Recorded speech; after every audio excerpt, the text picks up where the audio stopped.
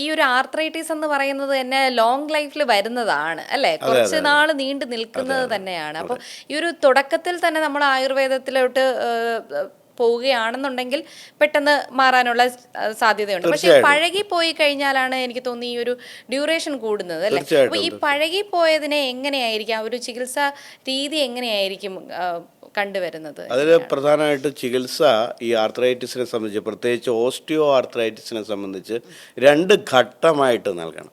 അപ്പോൾ ഇതിലൊരു വലിയ തെറ്റിദ്ധാരണയുണ്ട്. ഈ വാതരോഗം വരുമ്പോൾ, ഇപ്പോൾ ഒരു ജോയിൻറ്റിന് പെയിൻ വരുമ്പോൾ ഏതെങ്കിലും ഒരു തൈലം വാങ്ങിച്ച് പുരട്ടി അത് മാറും എന്നുള്ളൊരു ധാരണ, തെറ്റായ ധാരണ സമൂഹത്തിലുണ്ട്. പക്ഷെ അത് കറക്റ്റ് ആവില്ല. പലപ്പോഴും അത് നെഗറ്റീവായിട്ട് വരികയും ചെയ്യും. അപ്പോൾ ഒരു ചെറിയ ആശ്വാസം കിട്ടുമെങ്കിലും അത് പൂർണ്ണമായിട്ട് മാറില്ല. അപ്പം അത് 2 ഫേസാണ് അതിന്. ആദ്യം സ്റ്റേജ് ഓഫ് ഇൻഫ്ലമേഷൻ.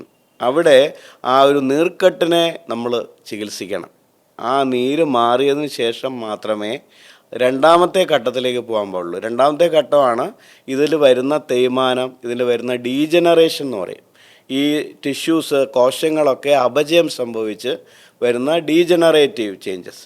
അതിനെ രണ്ടാമത്തെ ഘട്ടത്തിലാണ് യഥാർത്ഥത്തിൽ ഈ ഇൻഫ്ലമേഷൻ, ഈ നീർക്കെട്ടിനെ മാറ്റിയതിന് ശേഷം മാത്രമാണ് ഈ ഡീജനറേഷനെ, അതായത് ഈ അപചയം, കോശങ്ങൾക്ക് സംഭവിച്ച അപചയത്തെ ശരിക്കും നമുക്ക് പരിഹരിക്കാൻ കഴിയുള്ളൂ.